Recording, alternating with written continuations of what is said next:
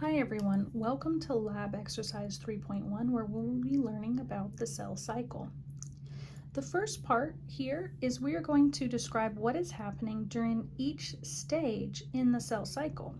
Here we can see the stages in this diagram. For instance, interphase includes G1, S, and G2, or you can visit this QR code to go to a Cell Interactive. The first step is interphase. Interphase is the longest part of the cell's life cycle. It will spend most of its life cycle in interphase. Interphase includes G1, S, and G2. During G1 phase, this is considered normal growth.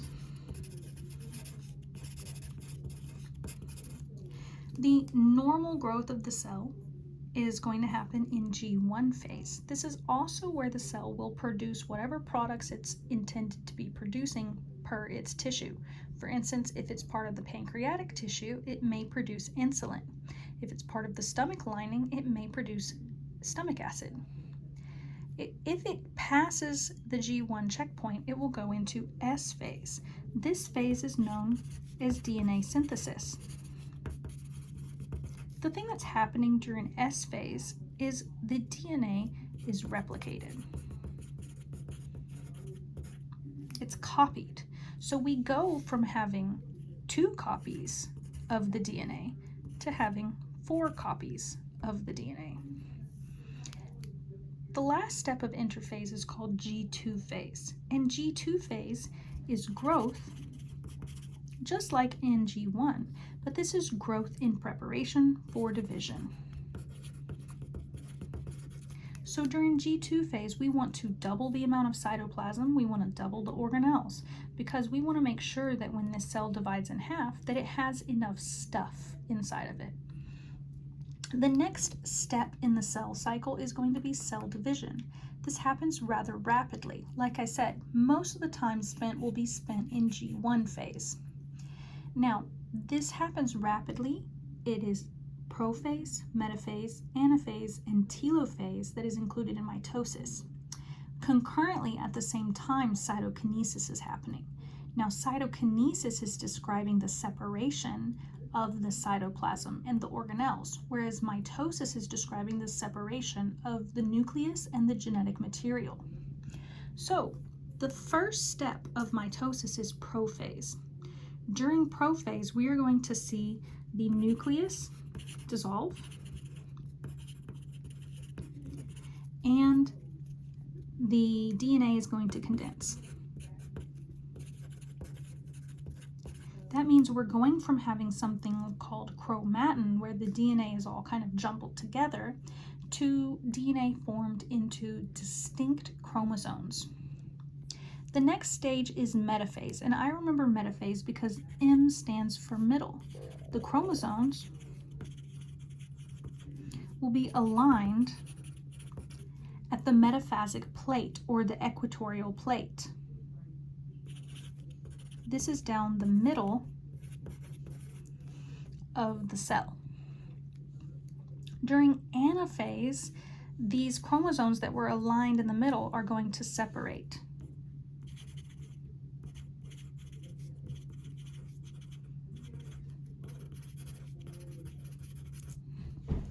The last stage is telophase. Now that we have the chromosomes on either end of the cell, telophase is going to be the opposite of prophase. So in prophase, the nucleus dissolves. In telophase, the nucleus will reform. Only now we're going to have 2 nuclei. That means we're going from having 4 copies of the DNA back to having 2 copies of the DNA after telophase happens. So the nucleus reforms, and instead of DNA condensing, the DNA unfolds back into chromatin. Now, cytokinesis is going to be happening at the same time as mitosis, but it's most obvious and most visible during telophase. This is the separation of the cytoplasm.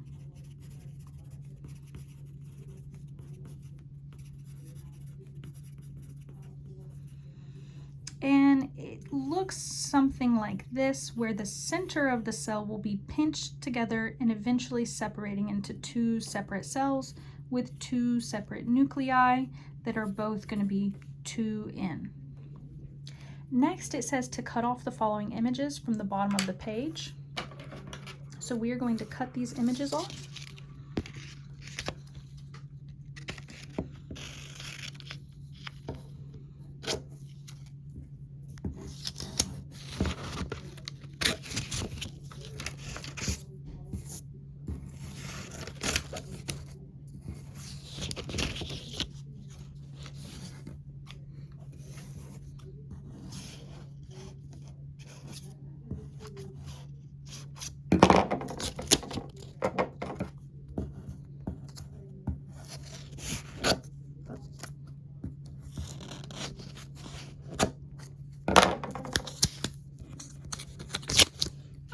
I have my images and I'm going to just move them to the side because I'm going to need them on the next page.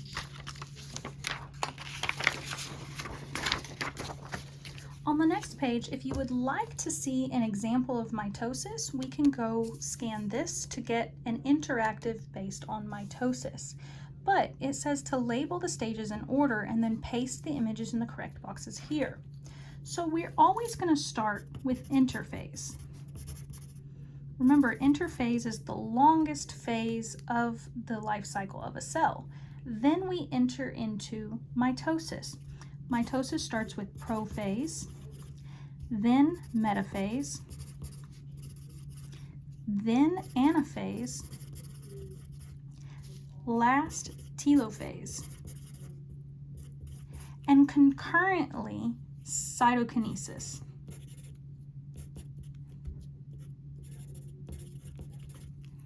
Now we just have to find an image that's going to match these stages. This one I can see that the chromosomes are formed, but we're kind of separating into two halves. So this might be cytokinesis or it might be telophase. I'm going to put it right here. Next we have two individually formed, so I think that we were right. This one is telophase and this one is cytokinesis. This one I can see chromosomes formed, but the nucleus is somewhat dissolved, so possibly prophase. We're going to put that right there. Here, very obviously, these chromosomes are aligned down the middle, or the metaphasic plate, so that is definitely metaphase.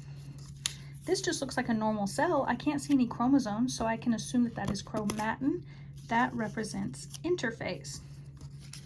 The last one here is going to be anaphase, where we see these chromosomes being pulled apart.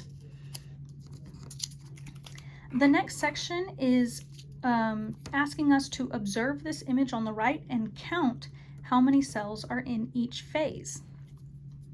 I went ahead and highlighted the ones that are representing any sort of phase.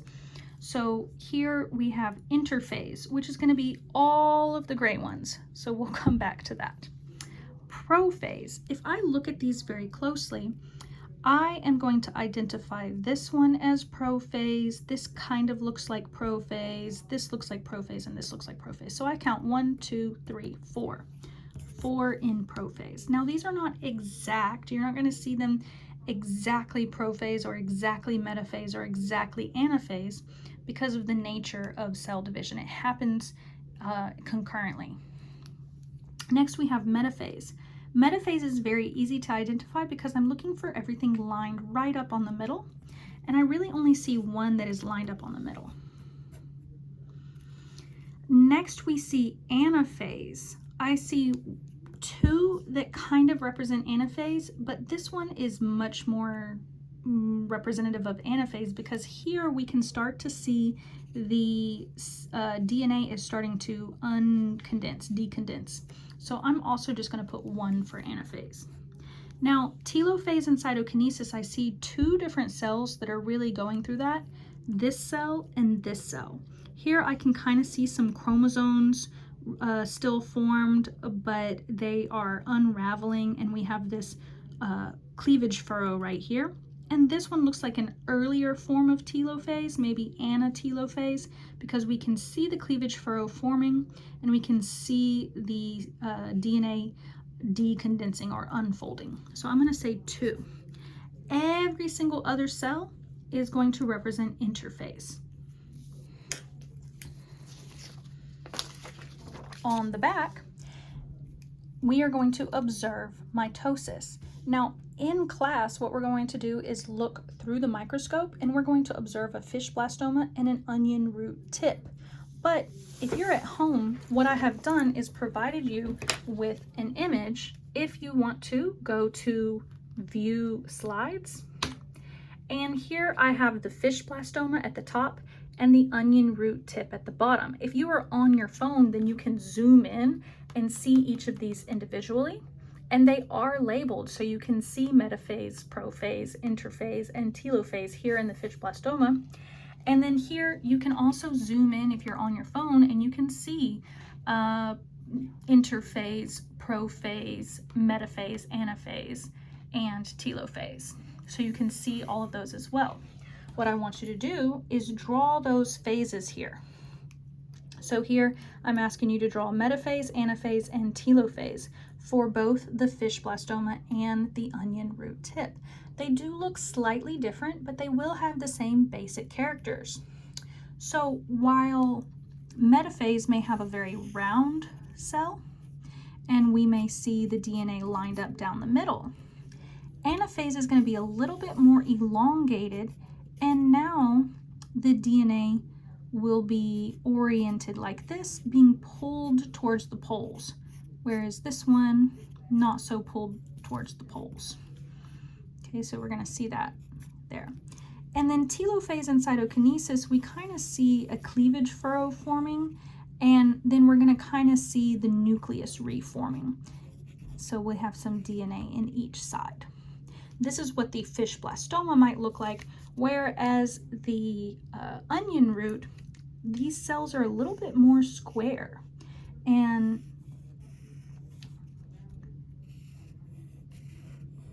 the plant doesn't actually go through cytokinesis. What it does is it builds a cell plate down the middle as these nuclei are reforming. Anaphase, however, will look very similar. The DNA will be pulled to either side by the microtubules. And metaphase will also look very similar, where all of the DNA will kind of be lined up right down the center. Now, my drawing was very cartoonish. It's okay if you're not a great artist, but we want to try to get as accurate to this image as possible. Next is asking about meiosis. If you would like a review of meiosis, you can scan this QR code to get an interactive. But meiosis pretty much follows the path of mitosis, except we're going to do it twice. We're going to go through 2 divisions. So let's talk about different numbers of chromosomes. Humans have 46 chromosomes. That means we have 23 pairs of chromosomes because we get 1/2 from our father and 1/2 from our mother. So we have 23 pairs, or 46 altogether. This is in our normal somatic cells, okay? And this is called diploid. When we see 2N, we can call this diploid. Now, in humans, once the cell goes through S phase, we double the amount of DNA. Then we can call it a tetrad because we have 4 copies of the DNA in the tetrad. Okay, so if we're talking about humans, that means we're going to have 92. Oh my goodness, I should have done this ahead of time. 92. And then we are not going to divide once, but we are going to divide twice. With meiosis 1 and meiosis 2, we end up dividing it in half to get 46, and we divide it in half again to get 23. Now, 23 is the number of the gamete, which is haploid. It has half the amount of DNA necessary to create a full human being, which is 46. So this is just going to be either a sperm or an ovum. We need both a sperm and an ovum to get back to this point where we have 46 chromosomes. So let's do this again with the fruit fly. If my normal diploid cell has 8, then my tetrad cell is going to have 16, which means my haploid cell is going to have 4. Okay? If I'm a pea plant and the normal diploid number for the pea plant is 14, that means that my tetrad would be 28, which then means that my gamete or my haploid would be 7. The last one is the potato. Double this potato and we are going to get 96, and then half the potato we're going to get 24. That's it for this week. It was a pretty short lab. Do make sure that you review these slides and make sure that you review the lecture video. Thank you.